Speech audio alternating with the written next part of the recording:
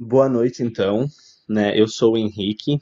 Eu vim falar um pouquinho sobre o pavilhão Serpentine, que ele foi um projeto do arquiteto Gebedo Francis Queré,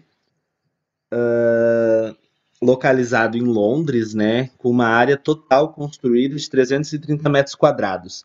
Ele foi projetado e executado no ano de 2017 pelo próprio escritório do arquiteto, né? Que é o Queré Architecture, em Berlim.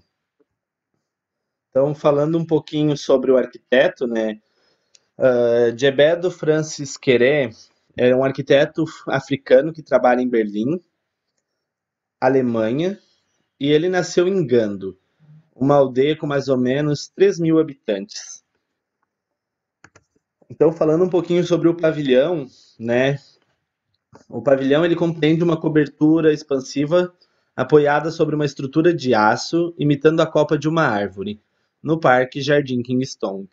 De acordo com Queré, o pavilhão ele foi projetado para fundir conscientemente as referências culturais de sua cidade natal, Gando, e ele ainda espera que este seja um condensador social, símbolo para a união entre as pessoas que circulam, né, no parque. As formas deste pavilhão, elas formam ângulos e perspectivas que até então eram inexistentes aos olhos dos visitantes, que conseguem admirar as qualidades arquitetônicas dos objetos sob a luz do dia. Com o forro separado, o plano do teto constrói um elemento de abrigo primordial que unifica as diferentes partes do espaço. E o projeto, Serpentine, tem uma grande cobertura suspensa feita de madeira e uma pele transparente cobrindo a estrutura, para que permita que a luz do sol penetre o espaço, protegendo-o da chuva. Os elementos de sombreamento de madeira alinham a parte inferior do telhado para criar um efeito dinâmico de sombra nos espaços interiores. No interior do pavilhão, uma marquise branca transformará o centro do espaço em uma cachoeira quando começa a chover no local.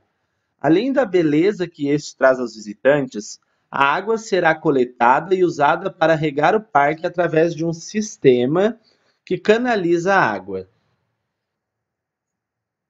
Então aqui tem uma imagem que mostra um pouquinho do pavilhão, um final de tarde, assim, onde as luzes dos arredores do parque, juntamente com a luz do entardecer, clareiam, né, o interno desse pavilhão. As paredes do pavilhão são compostas por blocos de madeiras pré-fabricados, montados em módulos triangulares com pequenas folgas, ou aberturas entre eles. Estes foram pintados de azul. O arquiteto explica ainda que em sua cultura você usa esta cor quando se quer impressionar as outras pessoas. A composição, a composição das paredes curvas é dividida entre quatro elementos, dando uma forma linear para que possa dar frente para o espaço do exterior, criando quatro pontos de acessos diferentes para o pavilhão. Esses acessos percorrem o parque de um segmento de retas alinhadas de planos horizontais até as portas, dando acesso ao pavilhão. Esse acesso, juntamente com as curvas do pavilhão, né, na cor azul, elas trazem também uma leveza e uma transparência, assim, para quem olha do exterior o edifício. Nós podemos ver, então, que no espaço, né, os triângulos eles são muito presentes e que na base, né, pedaços de madeiras foram organizados em tamanhos decrescente, de acordo com a forma, né, a parte superior, o teto. Ele é composto também por uma grande estrutura que nos apresenta a forma de um funil, como a gente pode ver nessa imagem, com pequenas aberturas entre os encaixes, dando também a percepção de um teto vazado. Isso para que os visitantes, mesmo dentro do pavilhão, possam continuar se conectando com a natureza dos arredores.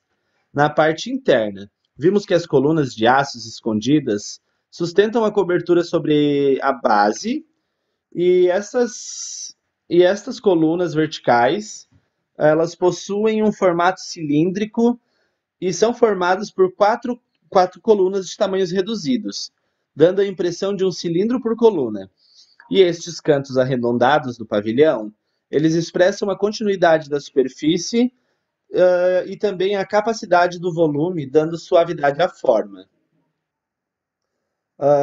Então, por final, eu botei uma imagem aqui do interior do pavilhão para que nós possamos enxergar, então, né, a parte ali que eu falei, mais ou menos assim, das colunas cilíndricas e da suavidade que as curvas, né, traz sobre as paredes.